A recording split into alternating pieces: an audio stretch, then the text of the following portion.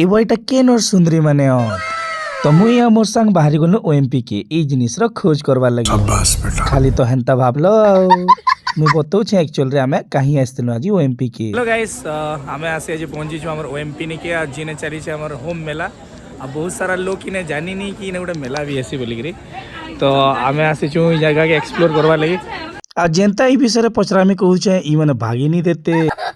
तारपर दादा के पचराला पर मैं जानी पाली कि आमर प्रति वर्ष इने आमर कार्तिक मासर पंचुक टाइम थी माने मेलाटे बससी जेनटा कि माने होम मेला बोली कहसा। आ इने मीना बाजार लेके बहुत सारा सामान आसी आ बुलुन बुलुन आमे पहुंची गनु सांप देखबार के आ ई छुआ के देखो तो केते नौटंकी करछे सत कहले टुकेल माने एंता ही थिसन यार कांजी कहले मी जेते बेले सांप बोली डरी गला एखना से निजे से सांप के धरुचे गुहेर कथा हो। तारपर पले आसलु आमे बाबा मुक्तेश्वर मंदिर आड़के देखि पारुथिबे केनता सजा ହେଇଛି जे सत कहले फ्रेंड आमर आसुन आसुन लेट हो गला तमे जदी मेला के बुली आसुछ